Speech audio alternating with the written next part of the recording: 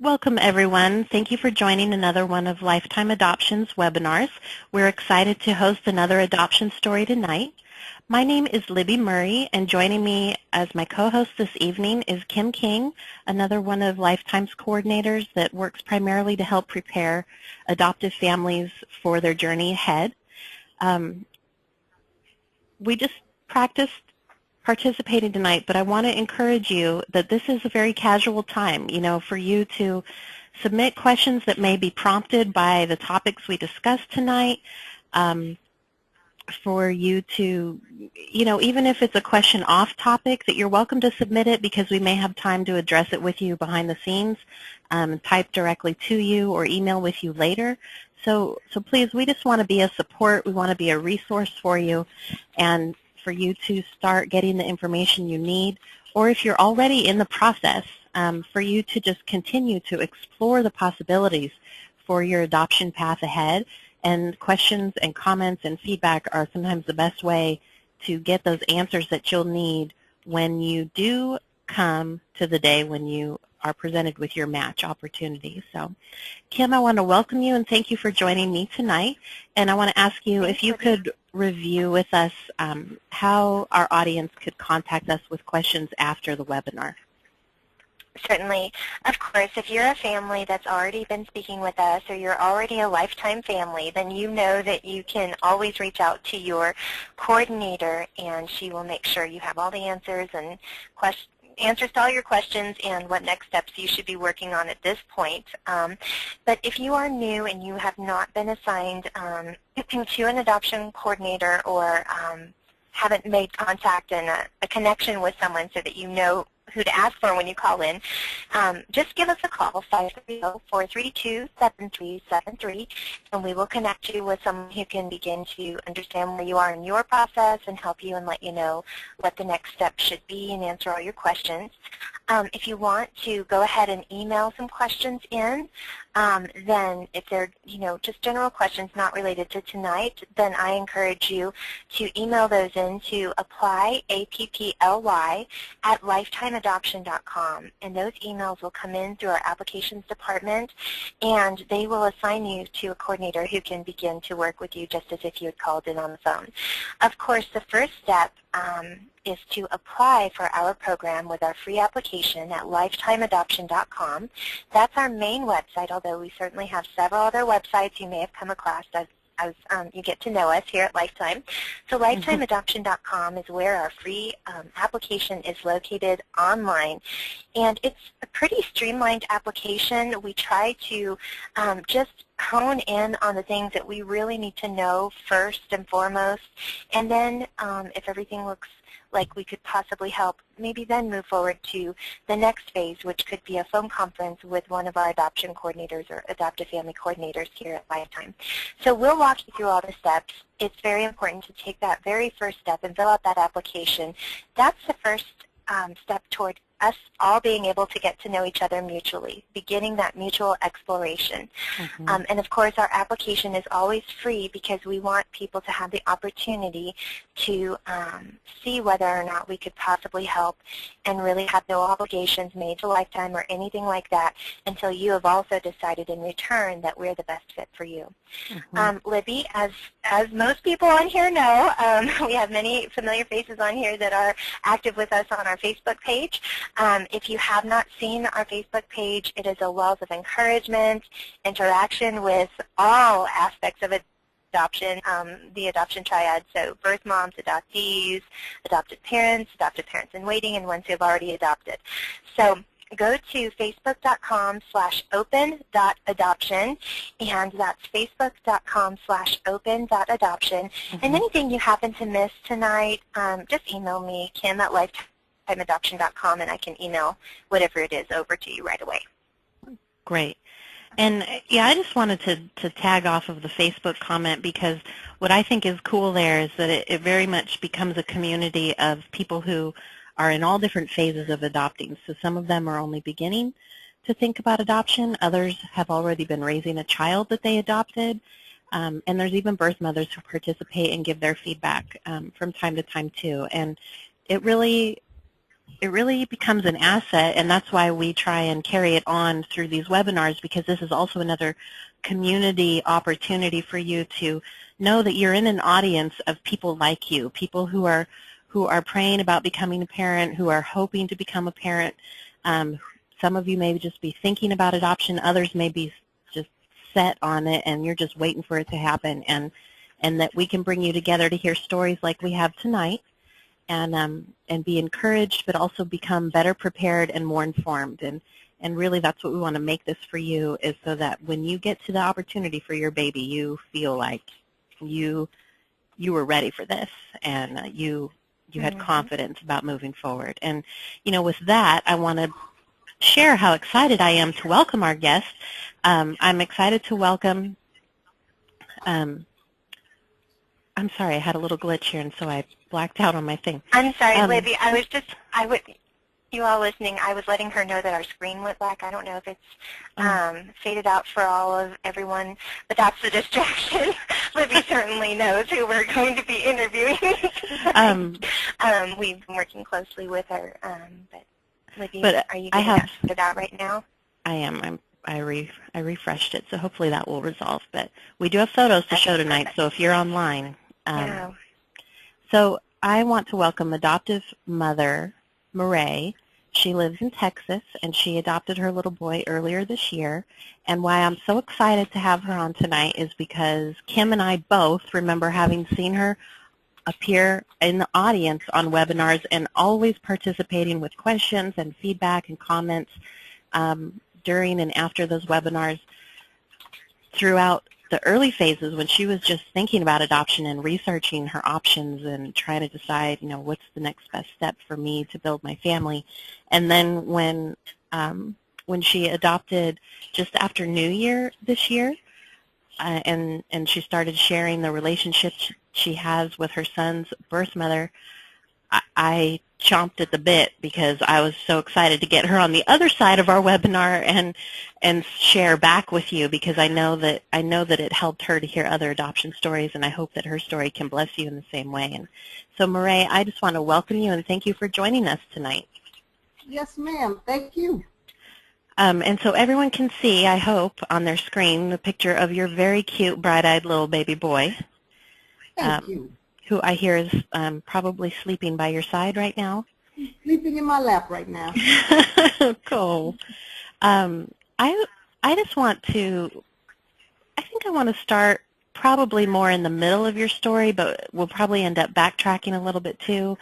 You're a single adoptive parent, and I know that for a lot of the audience members who join our webinars, sometimes they are also considering adopting as a single parent, and they sometimes wonder if there are special steps or special hurdles that they might have to go through. And what I love about your story is that it really applies to single or couples, that you took the steps to get the information you need, and you took the steps to to move forward and have a successful story. And so just going back to when you just started thinking about adoption, do you remember what your primary concern was, or your primary fear?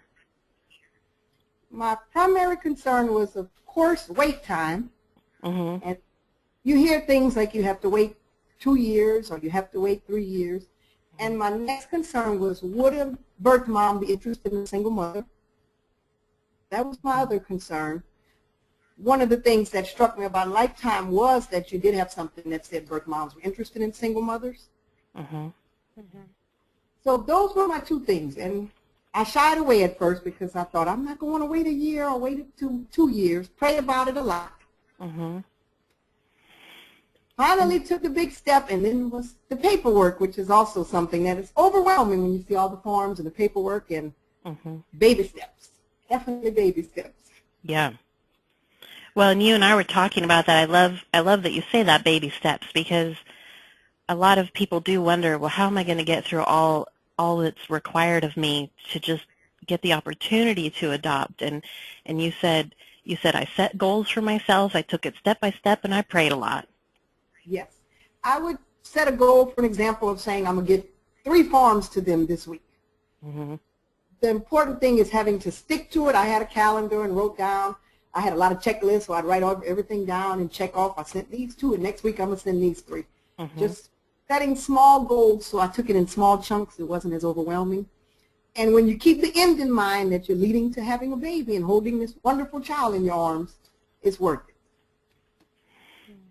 Absolutely. And I think what you bring up is such a good reminder, because no matter what phase you're in pursuing your path to adoption, sometimes it's easy to let the overwhelming factor make you procrastinate or not stay on track, but you were diligent in setting reminders and making sure, okay, you know, I'm going to set little goals so they're easy to accomplish, but that I don't fall behind too.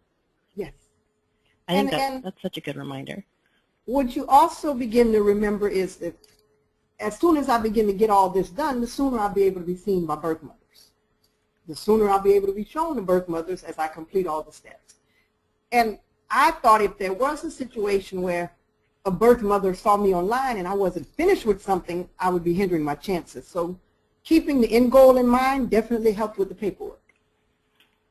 That is a really good tip, and I hope those of you on the line caught it, because no matter if you're already waiting or if you haven't yet begun the steps to even start looking at the paperwork she's talking about, and that means too, MaRay, you're talking about not only the home study, but even just, you know, working on your profile, getting all the little details together so that you are just available to birth mothers legally, emotionally, and just, you know, on paper. And I also use the time to prepare myself. Mm-hmm. That time of saying, there were times I'd go out and fill in 3 forms and fax them or email them to you and buy a baby outfit, because it helped me remembering that, you know what, you're closer to your goal. Right. And my profile book was fun. I had fun with the profile. That was fun. Sometimes you also look at it as, for me, it was also a way to get to know myself better. The profile book helped me get to know me. What are my strengths? What do I like? What do I want to do? What am I capable of giving? So I enjoyed the profile. Well, and on that vein too, I know that a lot of, like you said earlier, you know, would someone pick me? Is it going to happen for me? And you know, you learned when now your son's name is Elijah, and Yes, and his birth mother's name is Brittany. Now, yes, when you finally spoke with Brittany, now she had chosen you from your profile online, right? yes, ma'am. What was it that stood out to her about you? Do you remember that conversation? Yes, look, definitely. But one of the things that stood out to her about me, the first thing she mentioned was that I went to church. And she said to me, are you going to take my child to church? I said, well, sure. Then we talked about my interests. She noticed that I like to roller skate. She noticed that I like to swim. She noticed that I like to read. I'm a teacher, so she said I had familiarity with children. My promise that is online, she could quote verbatim everything that I promised to do for the baby. Really? Yes, ma'am. Did that surprise you? It did on one instance. Because it said to me how much she was concerned and how much she loved him, that you were so interested in my profile and that she paid close attention. Being a single mother was also a plus for her. That surprised me, because you do worry when you're a single mother, will you want to choose a couple over a single parent? That was a plus. She knew what she was looking for. And do you remember why she was choosing adoption in the first place? She already had 3 children, did not want to parent again, didn't want to start over. Wanted the best for her child, but knew that she was not capable of parenting. And it was a tough decision for her, but I also think she was looking for somebody who she knew would love her child and who was reminded her of herself. She talked about that I reminded her somewhat of herself.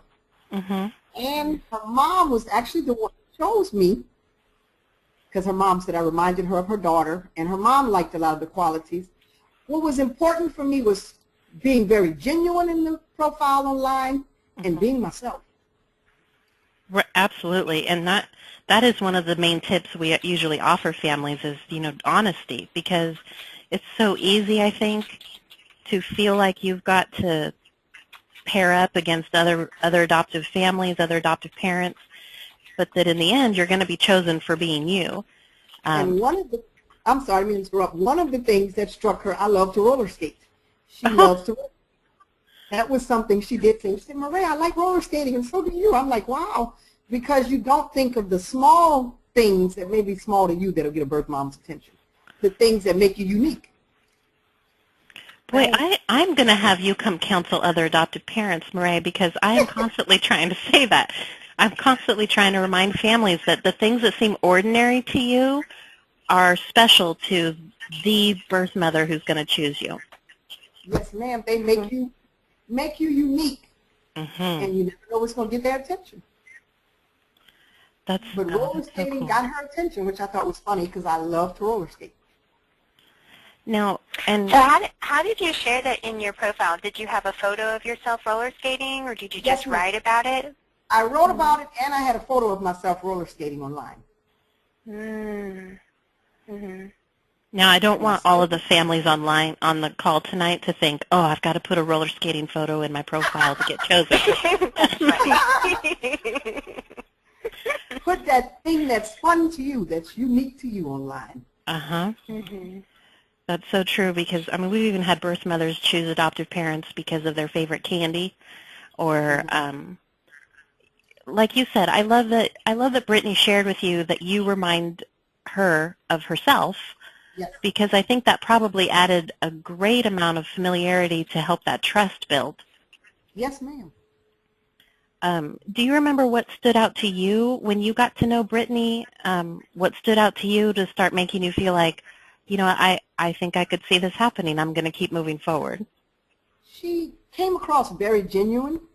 She was very honest. She was candid about her reasons to adopt. She was very candid about her reasons of not wanting to parent. And she was very upfront with me about what she expected from me. She was very upfront about, Maray, you said in your promise that you plan on loving the child unconditionally. She talked about me talking about reading to the child. She talked about me basically dedicating my life to the child and honesty and saying that she basically said to me, I want you to raise him and love him as much as I do, with the conversation ball down. And she was comfortable with me. She really was. So now, how late? She gave me a hug the first time we met. Oh. Now, the first time you met, that was an interesting story. We were talking about yesterday, and we'll get to that too. But now, when you became matched with Brittany, when Brittany chose you, how far along was she in her pregnancy? She was having labor pains. Oh, so she was very far. Yes. She was having labor pains. She had already gone into the doctor. He told her she was having contractions, but she wasn't dilated enough. But, yeah, he was almost here. Do you remember, had she ever shared with you that maybe she had been thinking about adoption a while, but she just kept putting off starting one, or maybe she thought about it later? Do you remember how the timing, did you ever talk about the timing? Yes, ma'am. She told me she had been thinking about adoption for a while, had contacted an agency, didn't like them, contacted Lifetime, but by the time she contacted Lifetime, she was at the beginning of the 9th month, had thought about it, but had never filled out any formal paperwork. But she wasn't prepared to parent, and like she told me, she just knew I was the person she was looking for. She and her mother. So I got to meet his birth grandmother also. Well, I want to talk about your hospital experience too, because I think it is very special that you not only got to know Brittany, but you got to know people in her family, and then also that you brought along your dad when your baby was born. I brought my wonderful dad with me. We drove to Virginia for 17 hours, so yes, ma'am. In the hospital, I got to meet birth mom's Brittany's mother, and I got to meet her brother. She and her brother are about 11 months apart, and I actually met her youngest son. Oh, wow. Which was very special. Her brother was hesitant and at first, and then he was like, if you promise to take care of my nephew, then you're okay with me. I'm like, sure. Her mom gave me a hug also and was very thankful and glad to see me, glad to meet me. her mom made the comment that she felt like from reading the profile online, we knew each other. So, oh, wow. Which was special. She said, you reading your profile was so much like you meeting you, so it was special. Did you ever feel, because I hear from adoptive parents that they sometimes also have that same feeling of it just felt meant to be. Did you feel the same way Brittany did? Like, yeah, this just seems to fit. Yes, ma'am. It was as if I was connecting with people I'd already known. We were very comfortable with each other. Mm-hmm. Her mom and my dad were comfortable in chatting with each other. Brittany and my dad. Mm-hmm. We do communicate, and she'll ask about my dad often. Tell him I said hello. So. Mm-hmm.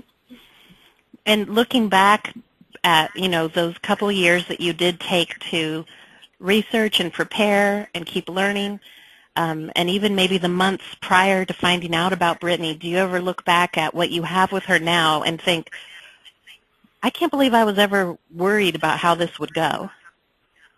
Yes, ma'am. I look back at that often because until you're in it, you do have the jitters of how's open adoption going to go. Are we going to be able to communicate? Is she going to like me? Am I going to like her? Am I going to be nervous? Looking back, I had a lot of fears that are unfounded.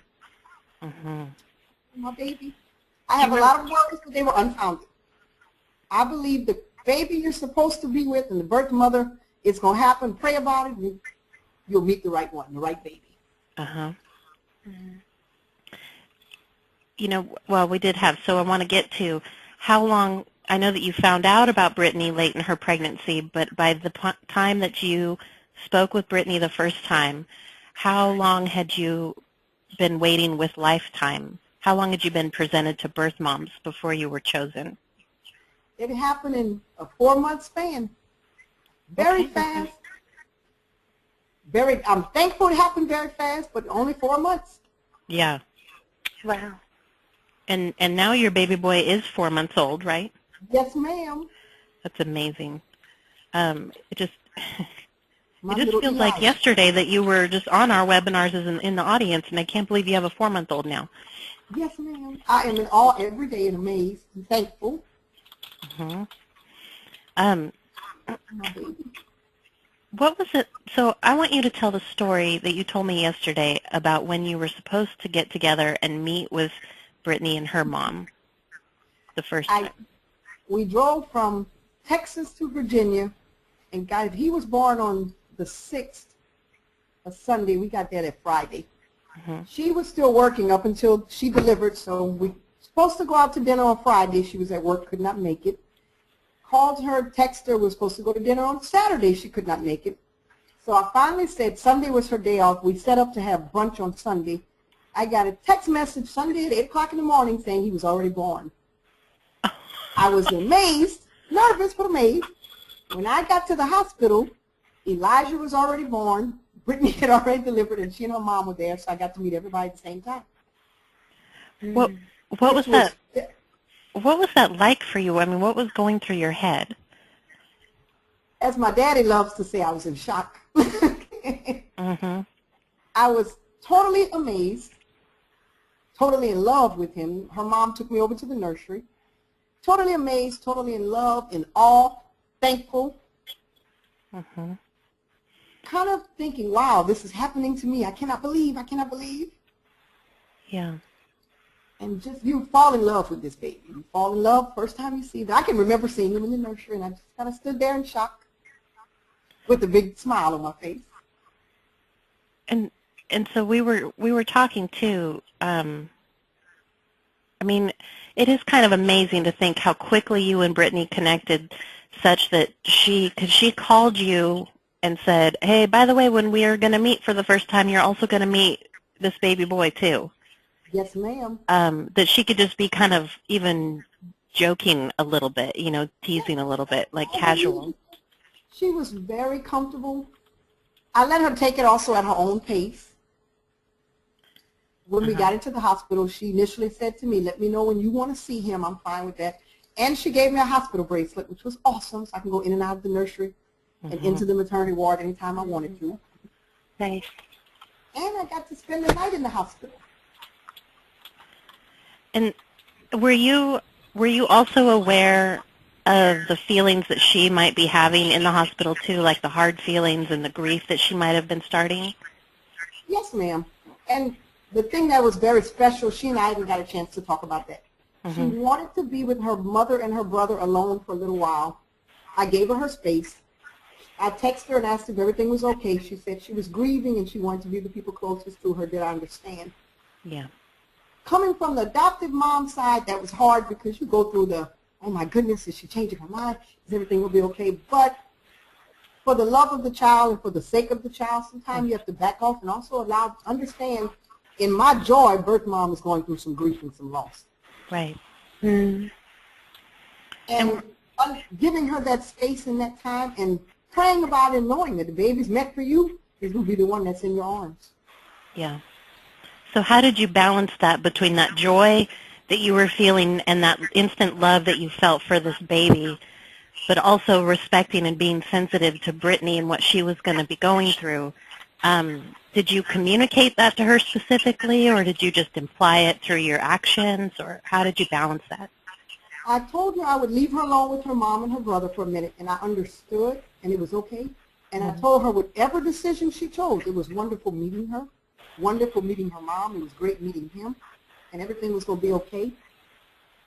Of course, you know, as adoptive mom, inside you're crying yourself, and I ran out there and told Daddy. My dad said, baby, again, this is going to happen the way it's supposed to. But I think being able to say to birth mom, it's whatever decision you make, it's still wonderful. Yeah. And supporting her, whatever decision. She came back and sent me a text message and said thank you, and she was glad I understood. And she wasn't changing her mind, but she appreciated me giving her that space and that time because it's hard for her. And I do believe, as an adoptive mom, we get caught up in a situation where we're so caught up in us and the baby and worrying about us, but that baby also has somebody else who loved them as much as we do. And having that relationship with birth mom is awesome. And that initial moment when she's grieving, if you can get her to trust, it's okay. So I think that's a really good topic to talk about. Now, you told me something earlier because it just came to mind. One of the things I hear from a lot of parents, even when they get to the point of meeting or talking to their child's birth mom, they have such a hard time putting themselves out there, sharing contact information, you know, exchanging a phone number or an email, and that we're often trying to encourage them, you know, just extend that, because if you're too closed off, she might wonder, you know, well, why? And you shared something with me that I just thought was such a fresh perspective about how you looked at the trust you were building with her. Do you remember what you told me earlier? Yes, ma'am. I initially gave Brittany, Elijah's birth mom, my telephone number so she can contact me, because I can't imagine her wanting to trust me with something so precious as her child if I'm closed off. If I came and trust you and have my phone number, why would you want to trust me with your gift? Because birth mom is giving you a gift. And in order to have an open adoption, that's an easy way to start a relationship, by saying, here's my phone number. Yeah. I didn't want her to think I was so closed off, I don't want you to be able to contact me, I don't want you to be able to communicate with me, but I'm asking you to trust me with the child. And if we're going to have an open adoption, what a better way to start than being able to say, and I initially called her and said, here's my cell phone number, you're free to contact me, whether it's through text, whether it's through cell phone, because together we both love this child. Even now, we still text quite a bit, and I send her pictures through text messages and ask how she's doing, and even send her a happy Mother's Day. Yeah, what was that like for you to have your first Mother's Day with him, and also to contact her, to reach out to her? That was absolutely amazing. He's 4 months old, and I'm still in awe and still just amazed that he's here and totally in love.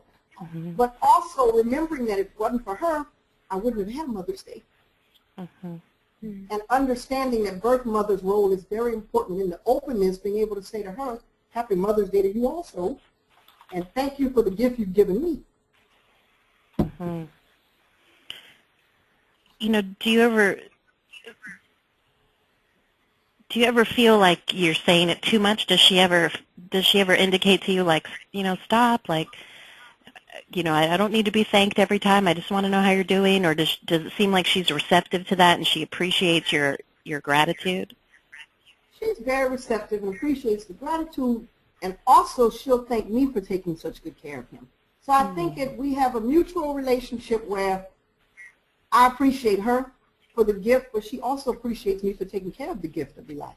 Mm-hmm. So often, that time, she'll text me and just say, thank you, Maray. I hope both of y'all are okay, and thank you for the photographs, and thank you for the updates, and I'm so glad to see he's growing so well. So I think we both have a common goal of wanting this child to be happy and healthy. Right. That's a really good way to look at it. You know, you both share a goal. You share a goal for this child. And adoption really is about a woman's need to provide parents who can provide for the child. Yes. And choosing an adoption, you know, that it's as much about giving you the opportunity to be this child's parent and getting this baby what he needs, but also that she already was a mom. You said her youngest was 2, is that right? Yes, ma'am. And so she was done raising babies. Yes. And at this point, she didn't want to start over with the baby phase again, and wanted to give this child good opportunities. And so you're as much meeting a need that she had for her own life and for her other kids, not to add a baby to her life. Yes, and she didn't want to parent, but it doesn't mean she doesn't want to know he's okay. Right. So I met the need of parenting, and she still wants to know that he's loved and he's healthy and he's comforted and spoiled, which he is a little bit. I think looking back, when you're going through the process, sometimes when you think of the open adoption in the relationship, as you just stated, it's a mutual relationship. And I want her to know that you're trusting me with a child and somebody so valuable. I want you to be able to trust me. And the only way she can really do that is if I communicate. Now, how old was Brittany? Brittany was 23. Okay. Which is pretty average. You know, like I would say most of the birth mothers we talk to are usually in their 20s. They're often already raising a child. And, I mean, did her circumstances surprise you at all, or were you just prepared for anything? I was prepared for anything. So, no, it didn't surprise me. Now, one thing that did surprise me that she said to me, and I thought was interesting, she reassured me that she was a good mother. Oh, And I remember saying to her, but I can tell you are. You're very kind. You're a very good person. You love your kids. And she said to me, Maray, I want you to understand, because I'm choosing to place my child for adoption doesn't mean I don't love him or I'm not a good parent. Yeah. And I love that about her, because what she said to me was, I'm placing him out of love. And if I'm placing him out of love with you, I expect you to love him. And I thought that was special, that she even thought she could be honest enough with me to say that. Exactly. And what a treasure. I think of all these interactions, all these little stories, these memories that you had, kind of climbing this little ladder to Elijah, and then even taking him home now, the things you're still learning about each other, and what a little treasure chest you're creating for him in his story. That he'll never have a doubt that he's just surrounded by these women who love him to pieces. Yes. You know, and so as you keep moving forward, because you said that you do text with her often. Yes. Do you? What? Text her since he's been here. So every time you text her, do you ever think back to the days when you weren't sure if you'd even want an adoption, where you stayed in touch with the child's birth mom? Yes, ma'am. And initially, the text messages, you do think back to saying, wow, the fears and the worries that I had about open adoption are unfounded. And the worries of, will she want to co-parent, and will she want to give me advice, and will she want to tell me what to do? But what you find out is birth mom just wants to know the child is okay. Yeah. And they want to see how they grow, and they want to see them smile, and they want to see how they interact with your family. And her response has always been, wow, he's so cute and he's so adorable. Look how he's growing and he's well loved and taken care of, is what she'll say. And again, that time she thanks me for doing a great job, which is so special. That is special. And I just think probably your ability to be open to her, even when you're having, like you were saying, the jitters or the questions inside yourself, that you were able to contain those and be open to her and let her, like you said, I loved what you said a few minutes ago about you let her set the pace. Yes. I think that's so key, whether you're talking for the first time or you're at the hospital, to just try and be flexible, but make it known that you're available on her terms. I think you couldn't have handled it any differently or any better, and that probably it was also because you were taking cues from her, that you were willing to ask her questions and that you were willing to allow her to share how she wanted things to go. What was it like for your dad, being even in an older generation, and to connect with Brittany's mom while you guys were at the hospital? What was that like for him? Was he thinking, wow, I never thought it could be like this, or was it just natural for him? I believe it was natural for him, but it also, you saw two parents who loved their children. You saw a dad who loved his daughter, and you saw a mom who loved their daughter, who was saying both of them are going through something that is joyous for one, but maybe a little grievous for another. But you saw two parents supporting their kids. So here, her mom and my dad talked, and there was a little parenting advice that sounded like it came through from both of them, and you just generally saw parents who were saying, both of us are here for our kids.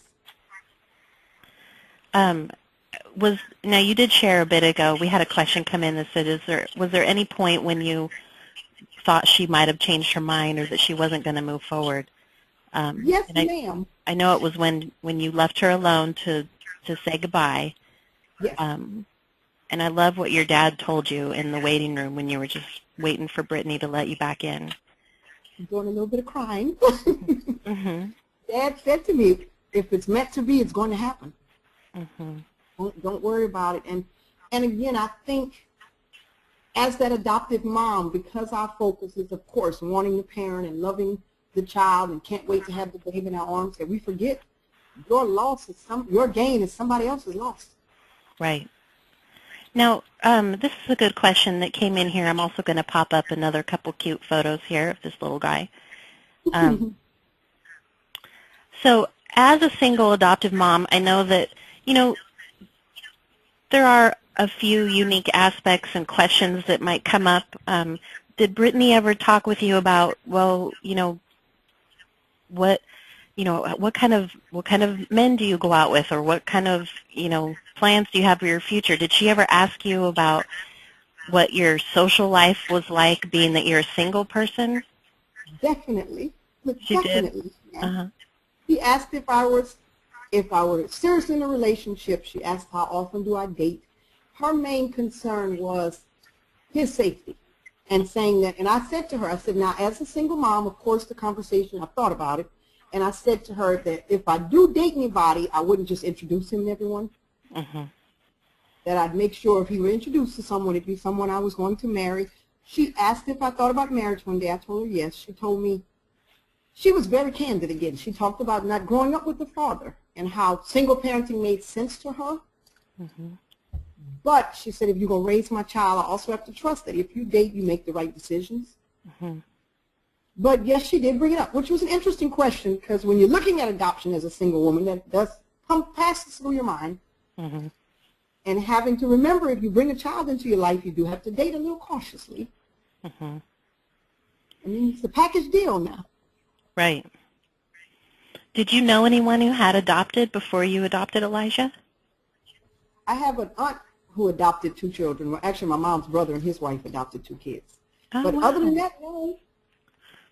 Now, I'm going to tell you what one of the things that I got about Lifetime, one of the first times, was y'all did a special on CNN about single African-American women adopting.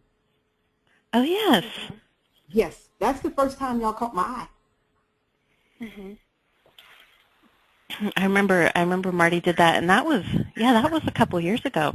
Yes, ma'am. She's been tracking us ever since. Yes, I am. Yes, I have. Mm-hmm. So, and I kind of wanted to segue into this too. Now, once you did start with Lifetime, you ended up starting a new job where you did meet other adoptive parents by chance, right? Yes, ma'am. On my new job, I teach. There's no less than 5 teachers who've adopted children. I didn't know when I got there, but God led me there for sure. Wow.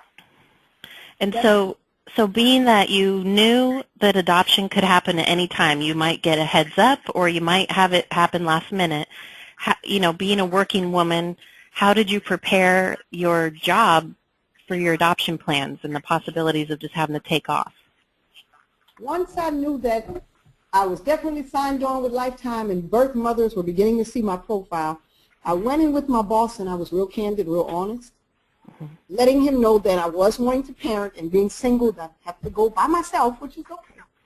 Being single, that there was a possibility of a drop in the lap, and explained it to him very well. I even brought in some of the Lifetime paper I had printed off the internet. You did. And brought some of the forms in when they talked about a drop in the lap situation. And talked to him real candid about what that could be like, and if I left work, and we talked about the IPCP and the Interstate Compact, and letting him know that there is a possibility that if the call comes and I have a drop in the lap. I believe that because my job is also a community of adoption, he was very understanding. But I do believe if you know there's a drop in the lap, you should let your boss know ahead of time and let him know how important it is to you. And that I agree. And that I think that's a source of stress for some. I agree.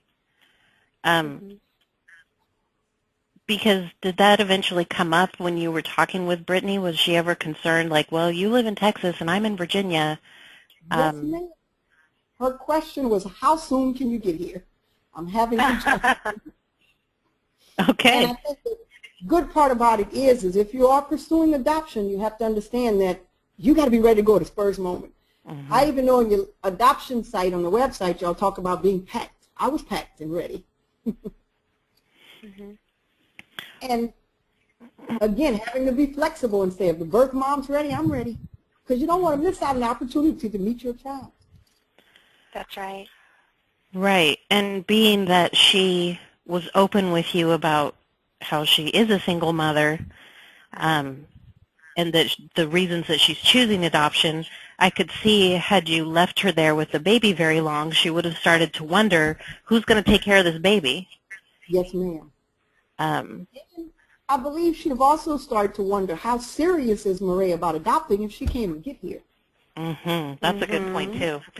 Absolutely. Your commitment to her showed through on every level. MaRay, we had a question. We had a question from the audience, and I think probably this may have even been something that you had asked at one point. Would you recommend open adoption? What would you say to someone who's hesitant to believe that open adoption is a good and healthy option? I would definitely recommend open adoption. Now, again, when you first start the process, you can have the worries and the nervousness and the jitters and how much am I going to know about them and how much are they going to know about me. I would recommend open adoption, often because you also want your child to know where they came from. You want your child to know that you and birth mom trusted each other enough for them. If you and birth mom want to be open, that you want them to know that they also have more than one mom who loves them. And that relationship is so special between you and the woman who gave birth to your child. It's unlike any other relationship. You feel that you have an instant connection, you have a bond, you have something in common. And all the nervousness and the worries, they go out the window once you connect with birth mom. Wow. And you see it as a wonderful experience, a wonderful connection. And then there are times that something very special happens and you just think, oh, I'd love for her to see this. And you also find that you grow to care about this person. You grow to think, oh, God, birth mom is almost part of the family because you want her to be okay. I think that, I just love hearing that because, like you said, I think sometimes that's something that only comes in hindsight, but that people need to sort of latch onto when they're when they're at the beginning part and they don't yet know who their child's birth mom is, they have to believe that those feelings will come, because this turns into someone you care about, not just someone who helped your adoption happen. Yes, you really do care about this person. You find yourself wondering, is she okay? Is her holiday good? How are her and her kids doing? You learn to care about this person, because how could you see a child that you love very much and not care about birth mom? Right. Right, which I think gets back to building the trust, and that it is developing a relationship. Now, you guys, did you ever wish, gosh, I wish that we would have had more time before he was born to get to know each other, or do you just feel like it would have still happened the same way? I do wish we had more time, only because my goal was to spend time with her a little more and kind of just talk to her and find out about her and what she liked and didn't like and who she was a little more as a person before he was born. Because, again, when you're going through the process, sometimes as adoptive parents, we think my end goal is the baby, but your end goal is also to have a healthy relationship with birth mom. Right. But it also, it happened the way it was supposed to, and we still have a long time to grow this relationship. Yes. Yeah. You know, where do you see your relationship with her and even her family in the future? Like, did you guys ever talk about, you know, a year down the road or 5 years down the road, or what was her goal for this relationship? Right now, her main goal is to make sure he's okay, to make sure he's safe, he's healthy. She enjoys getting pictures of him. As far as meeting, she's kind of, at one time she talked about seeing him at 5, and then she was kind of hesitant. It becomes, again, taking at her own pace. And I'm open to if she wants to see him down the road. Very open to a face-to-face. In fact, I hope it happens, because I think that's an important part of his life. So, again, at her own pace. And that you're willing to just respect that, because really, like you said, it feels just more like a family relationship, you know. And I know with me, there are, I mean, my family's, I consider my family very close, but we're not in touch every day. We're not in touch every month even, but that we know that connection is there, because sometimes you're more in touch than other times, and it just ebbs and flows like any friendship, any family. That she could get real busy with her kids through school years, and maybe you don't hear from her as much, and then other times you might be in touch a lot like you are right now. Yes, and I'm very open to that, but I definitely want her to be a part of his life. Even if she's only comfortable with text and photos for now, I do want her to be a part of his life. So do you get much opportunity to tell your adoption story just when you're out with him? Does it ever come up now that you have adopted? Yes, ma'am.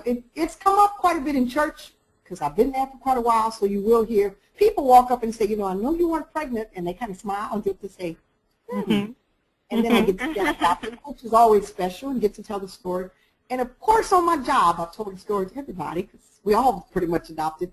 And I teach, and my kids just think that's wonderful. And I even have a few kids in my class who were adopted. Really? Yes, ma'am. A few of the kids said, Miss Moore, they told me you were adopting, Miss Marie. You were adopting. I said, yes, I am. Well, I was adopted. I'm like, wow, how cool. I just love that. I love how when people start talking about how they are touched by adoption, that it just lets other people know it's okay to also talk about their own stories, and to just see how God links you to all these other people that you never even would have thought of, just because you have this experience in common. And you realize how special it is, because what you hear people say is, wow, how special and how wonderful, and you know, it's a good story. And I hope to tell him one day how Mama drove all the way to Virginia with his grandpa. What you know, do you already talk to Elijah about his story? Like, how do you plan on sharing adoption with him? I want him to know early on, I'm thinking probably about 3-4 years old, how special he is and how he was a gift to Mom from another mom who loved him very, very much. So I want him to understand he has two moms who love him. Now, he and I talk about it sometimes now. I'll jokingly say, do you remember our long ride from Virginia? We talk about it now. Or there are times I may text birth mom Brittany and just say, also text Brittany today and send her your picture. And she loved it. But I don't ever want it to be a secret. I want him to be open. I want him to understand how special he is to two women. So, is there anything you want to make sure that the people in the audience hear from you and through your experience that is a passion of yours now, or something that you didn't know then that you know now, or just is there anything on your mind or your heart that you feel like I want people to know this? I want them to know from my own story, this is something to take. I want them to know from my own story that if you hang in there, it'll definitely happen. That was one of my words, was it's just going to happen and it's just going to be okay. And that the baby that is meant for you and the birth mom that's meant for you to start a relationship with will be the right one. To hang in there, to pray about it, and take it again in baby steps. Don't be overwhelmed, take it in baby steps, and you'll find the things that you're worried about weren't even a reason to worry. Yeah, I love that baby steps reminder. I think that's one of the best tips, because you don't have to have it all done in a night. Yeah. And be prepared that when you get the baby in your arms, you're going to be so in love, it'll all be worth it. Kim, I love that we get to hear that on every single story. Me too. It's a truth that I think is really hard for people, especially when maybe they've been waiting to adopt a long time, or maybe they've just been trying to get together the means to adopt, or they haven't been sure if they wanted to start the process yet, but it's been on their heart a long time. For them to know that when you get to your child, you're going to look back and say the same thing MaRay just said, which is, it is all worth it. Every moment is worth it. And take your time through the process. It's worth it. And stay prayed up. Here's a question that came in here. This is a good one. When you went to the hospital, or maybe even after you got home, did you give a gift to Brittany in any way, like a piece of jewelry or a memento or anything like that? After I got back home, I got on a flower site, FTD Florist actually, and sent her a gift basket. I sent her a gift basket. It had the bath salts in it and the body washes. And the note said, thank you very much for a gift for you from somebody who gave me such a great gift. Thanks. Oh. She texted back and told me how much she loved it and how excited she was. And I also gave her a gift by being willing to love and take care of her son. She told you that? She said, you also gave me a gift? Yes, ma'am. Oh. I hope you wrote that down or emailed it to yourself so you could put it in his baby book. I now have every text message from her. We're now at about 200 text messages on my phone. So yes. And I found an adoption baby book that has a site for me, and it also has a back part of it that has a part for birth family. So that's cool. Where did you find that book? I typed in adoption baby book online, and they showed a bunch of sites. I didn't know they had such a thing. It's awesome. It has a whole section for birth families. And it's a part where you can record the adoption story, and when you first got Now, it's important to send birth mom a gift, I do. Yeah. Well, and I think probably you as a whole package celebrated your gratitude to her in many different ways so that she could really understand that you were sincere about your commitment, that you recognized the sacrifice she was making, but that you were also ready to receive. Yes, ma'am. I mean, I think you found a balance, and you kept talking about prayer, and I really do think that something like that, if you walk in faith through your adoption, that you're going to find the right words. And just like when you're getting to know anyone, whether it's a new face at church or someone at a party or just standing in line at a grocery store, when you take time to slow down and listen to people and be responsive to their reactions and their comments, just as getting to know anyone in your life, you're going to know the right thing to say, that you don't have to have it all mapped out and scripted out today. No, ma'am. And I'm glad you said that. That's so important. When you're going through the process, you do worry. What am I going to say? How am I going to react? What am I going to do? You're going to find that relationship with birth mom is going to come very easy because you both want what's best for the child. Yeah, that's such a good reminder. That in case any of you missed that, she said you both want what's best for the child. You're both invested in this baby, and you know how blessed is he through open adoption. You know that there's going to be questions someday. I'm sure that he will want to know, well, why did she choose adoption, or why did she choose you? But you have all those answers. Yes, ma'am. And that you're open and honest with him just like you are with her, and that, like you said before, taking the process step by step, you're going to take parenthood step by step. Yes. Baby steps again. We did have a question here before we wrap up, going back to your hospital experience. Now, MaRay, did you ever have a concern that the hospital might treat you differently as a single adoptive parent, or did you experience any questions or anything weird about you being a single adoptive parent versus a couple? No, ma'am. When the hospital did find out, they were extremely excited. They were congratulatory also and wished baby and I well. There was no concern. Because I remember we were talking about Brittany. She actually, and this is something to know too, that a birth mother has the say in how things go at the hospital. Definitely. And so some women will ask, like Brittany did. She was in a familiar town, just like the hospital where I was born was the hospital where my mother was born, and I know that, if I have babies there, that chances are good there might be somebody who would say, oh, I know your family. So Brittany, having had that familiarity in her town, didn't want her adoption plan spread all around. So she actually was asking for you to show up more as like a friend, right? Yes, ma'am. I spent 2 nights in the hospital with her, but as far as the nurses were concerned, I was a family friend. When he was discharged, she immediately discharged him to me. Well, he got in my car, but he was discharged to her. Which is back to what we said earlier, making birth moms comfortable. And when she mentioned to me, I told her that was perfectly okay. I wanted her to be comfortable with how the adoption went. And her to be comfortable in the process, which was very special because she still allowed me to hold him and she allowed me to feed him. She allowed me to change him. But as far as the hospital was concerned, I was a friend. Right. You, again, just going back to respecting how she wanted things to go. Yes, ma'am. Did you feel, because now you worked through this match with Veronica, right? Yes, ma'am.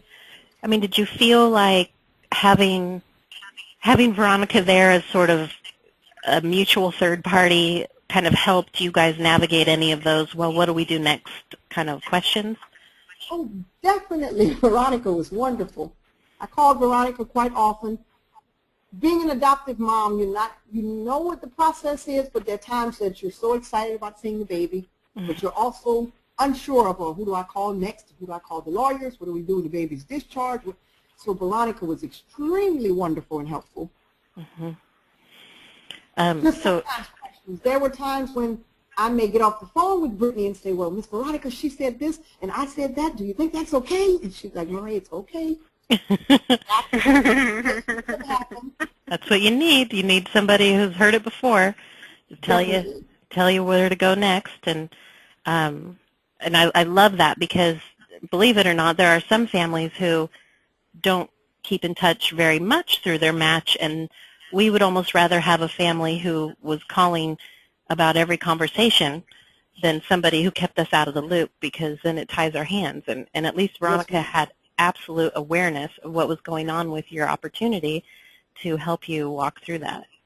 And then, being that it was an interstate adoption, I called Veronica quite a bit. Yes. And going back to birth mom, I was honest with her when I would say, I spoke to Miss Veronica at Lifetime because I was concerned about this, And her response would be, good, I'm glad you're talking to them. Make sure you know everything that you need to know. I didn't want to hide that from her either. Right. So she was very responsive to the fact that I was in constant communication. I mean, it really does, and I know you've said this probably 3 times now in this hour, but I just love that your story is an example of how it was the right fit for both you and Brittany. Yes, ma'am.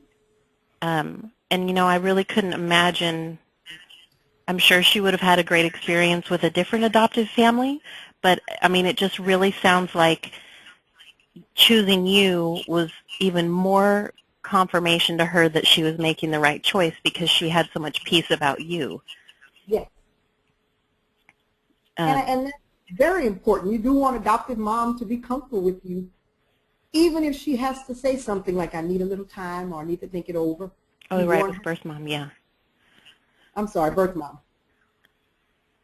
Yeah, but I thank you for bringing that up because I think that sometimes we don't get to talk a lot about the hospital experience and what it's like to recognize a birth mother's, you know, grieving feelings. And, you know, now that it's been 4 months since his birth, do you get a sense that she's still moving through that process, or do you feel like she has found peace, or that maybe it goes back and forth sometimes? I believe she's found quite a bit of peace, but I also know she's comfortable knowing she sees him. She's going to see the photographs. She's going to get the text messages. So I think there's peace there in just her knowing. I still know what he looks like. I still know he's okay. I know he's comfortable. I know he's smiling now. And there are even times when I may send a text message that says, oh, he's getting to roll over now. Or he's cooing with me now. Or, you know, he's getting to talk. Just some of the little milestones. I have sent her a message saying that when his doctor visits are, which seems to be very important to her, I'll let her know he's getting his shots. Or he did very well at the doctor today. So I believe there's more peace there because she still knows he's okay. Now, did you, we had a question come in here before we wrap up. Did you ever know about the baby's birth father? Do you know about Elijah's birth father? Did you meet him at all? Birth father was unknown. So no, I didn't get a chance to meet him. No. Yeah. You know, and in those opportunities, for those of you who wonder, like, well, gosh, what happens when you don't know who the father is? There's many reasons that could be true. A lot of times these women are sometimes looking at adoption because they know they're not going to get help from the baby's biological father. And other times she may not know who he is for any reason, but the lawyers that you handle, the lawyers that we help connect you with to complete your adoption, they'll tell you step by step how that side of things will be taken care of. So you don't have to, I know sometimes people get nervous, like, well, if he's unknown, does that leave me at risk, or maybe I should wait for a situation where, you know, he's involved. No, it doesn't mean it's a red flag. It doesn't mean it's a reason to hesitate. You know, that Lifetime will help you get the legal advice you need to take care of those signatures and the process there so that your adoption does move forward. You know, so just for any of you who wonder, because I know that we could probably, Kim, spend a whole webinar sometimes just talking about all of the what ifs with adoption. And as you can see from MaRay's story, you know, all those what ifs didn't even surface. Like MaRay, you pointed out, you know, the fears and concerns you had were unfounded. Yes, ma'am. Never came to fruition, weren't even a possibility. There you go. Right. Well, I thank you so much, MaRay. I feel like we got to talk about things tonight that maybe we don't always get to dive into, and I think your story really touched a lot of people. I know that I saw several comments coming in when you were talking about your dad or talking about spending time with Brittany, or they were saying, you know, how you were choking them up, you were bringing tears out. So you really did bless us tonight, and thank you. And I just want to say again, I know that staying connected through Lifetime and through the webinars was a big part of your journey, and I thank you for that because it's exciting for Kim and I to do these and recognize your name on the just thinking side and then come all the way to, oh my gosh, she's matched, I'm so excited, and now she has her baby. And that's a reward for us, is to know how involved you were with us on webinars before. And I hope that they helped you. The webinars were fabulous. I learned so many things, and seeing the other side, they answered some of the questions I had about, is it going to be okay? Are you going to be nervous in the hospital stay? And so the webinars are fabulous. Well, thank you. I was telling Libby earlier how you're like one of our first alumni since our new format of webinars, that you were actively involved with our webinars on a regular basis, questions, comments. We always recognized your face, digitally of course, and then here you are on the other side sharing your stories. I mean, it's just such a great full circle thing to be a part of. We love it. Thank you. Elijah says thank you also. Oh, well, you tell Elijah, thank you for sharing his photos, because he, as somebody said earlier this week on Facebook, that he has those cheeks that you must be kissing all the time. All the time, yes, ma'am. Well, thank you so much, MaRay. And Kim, do you want to review how families can connect with us after tonight's webinar?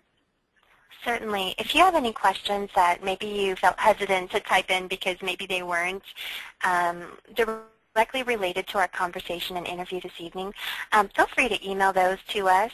You can email apply, A-P-P-L-Y, at lifetimeadoption.com. Or if you'd like to email me directly, it's Kim, K-I-M, at lifetimeadoption.com. And, of course, our office number is 530-432-7373. And we are here generally Monday through Friday, 8 to 5 Pacific time. So 8 our time is 11 on the East Coast, for example. 10 a.m. on the Central, So, and we'll be happy to, speak with you, answer your questions. Of course, the very first step to mutual exploration is the online application. If you actually fill that out tonight on our website, lifetimeadoption.com, then of course we will begin processing that and reviewing that first thing in the morning. And we will be sure to always let you know and keep you posted as far as if there's any more information we need and so forth, and you're always welcome to check on it, of course. And of course, Facebook.com/open.adoption is a great way to stay plugged in to what's going on here at Lifetime. It's kind of like a catch-all for everything going on, from Marty Caldwell, our founder, her recent media appearance, to new books coming out, articles, blogs, videos, pictures from families who have already adopted, success stories when birth moms reach out and keep in touch with us. There's just so much on there, including encouragement and actual information logistically to help you.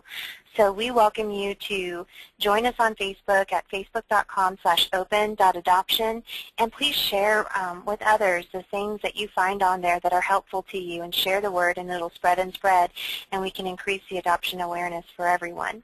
So thank you, everybody. We hope that this has been helpful. It seems like it has, judging by the comments and compliments people are sharing. Thank you, MaRay, for being here with us. Even though you have your new baby right there with you in your arms, you have your hands full, literally. We appreciate you so much.